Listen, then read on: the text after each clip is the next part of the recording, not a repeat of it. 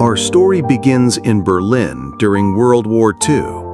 Rolf, an SS officer played by David Thewlis, is promoted to Obersturmbannführer and assigned to oversee a Nazi concentration camp in occupied Poland. His wife Elsa, their teenage daughter Gretel, and their young son Bruno are forced to uproot their lives and follow him. The family leaves behind their large, bustling home in the city and moves into a cold, isolated house near the camp. For Bruno, who loves adventure and exploration, the countryside feels dull and lonely. There are no other children to play with, no excitement, and nothing but silence. But from his bedroom window, Bruno notices something unusual. A tall, barbed wire fence.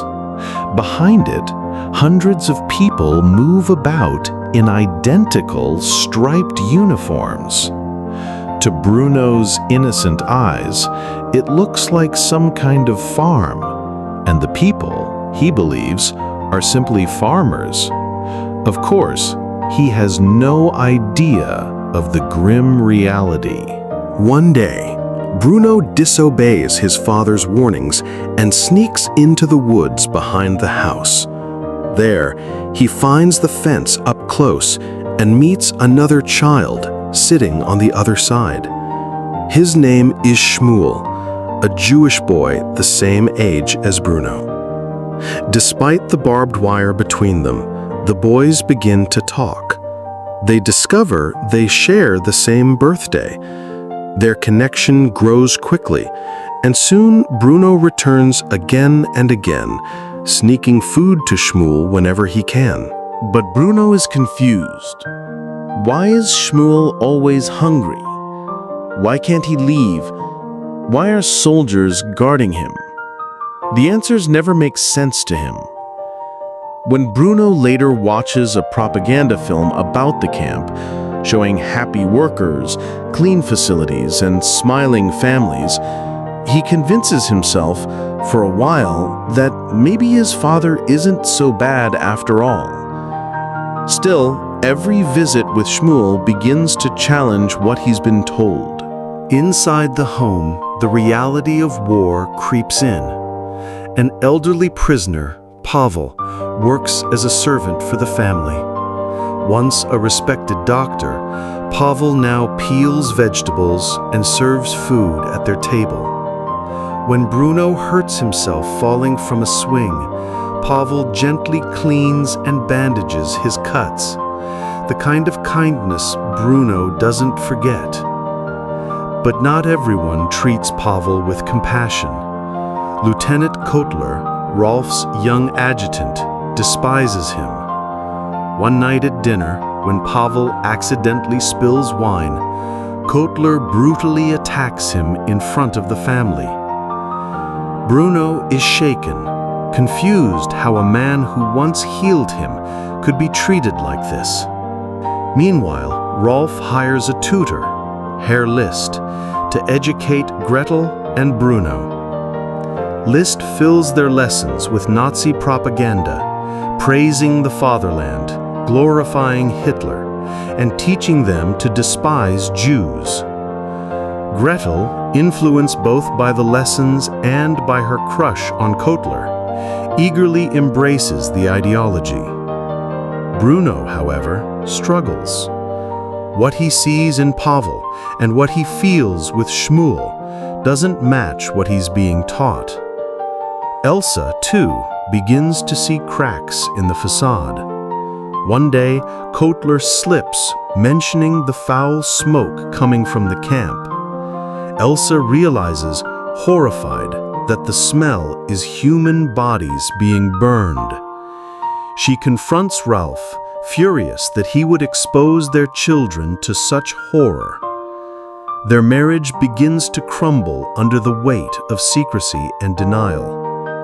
Things take a darker turn when Shmuel is brought into the house to work as a servant. Bruno is overjoyed to see his friend outside the fence, and he sneaks him a piece of cake. But Kotler finds them together. Accusing Shmuel of theft, Kotler demands the truth. Terrified, Bruno denies knowing Shmuel at all. Shmuel, betrayed and heartbroken, is beaten. Days pass with no sign of him.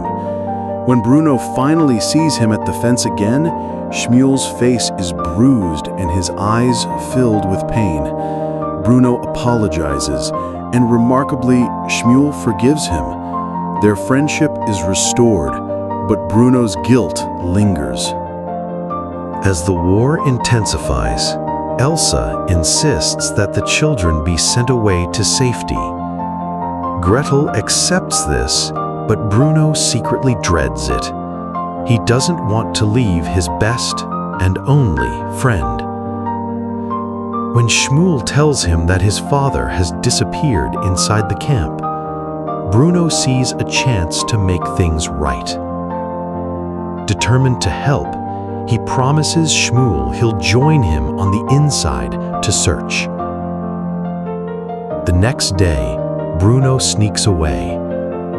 With a shovel, he digs under the fence. Shmuel waits with an extra prisoner's uniform and cap. Bruno slips into the striped clothes and crawls beneath the wire, stepping into Shmuel's world for the very first time. Instantly, the illusion of the farm shatters. The camp is bleak, filthy, and terrifying. Bruno wants to go home, but Shmuel pleads with him to stay and help look for his father. Together, they wander the camp, holding on to each other in fear and friendship. As they search, guards round up a group of prisoners, including the two boys. Herded into line, they are forced into a low concrete building. The men and boys are ordered to strip for a shower. Confused but trusting, Bruno clutches Shmuel's hand. Together, they are packed inside the chamber.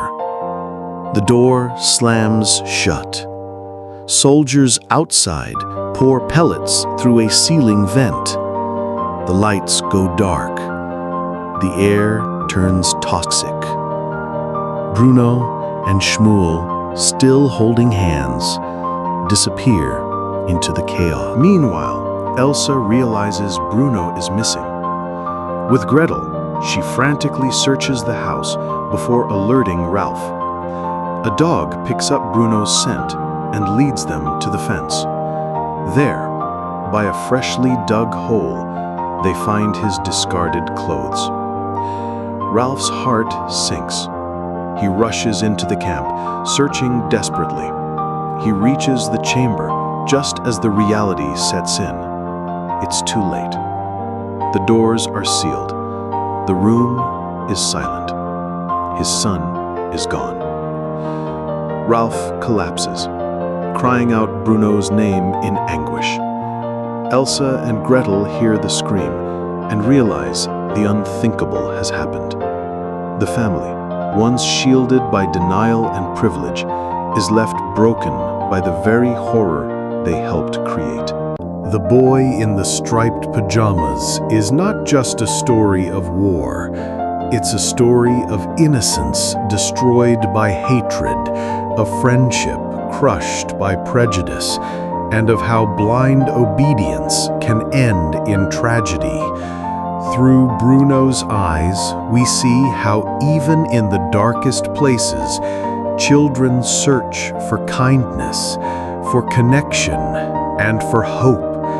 And in the end, the cost of ignorance is paid in the most devastating way possible.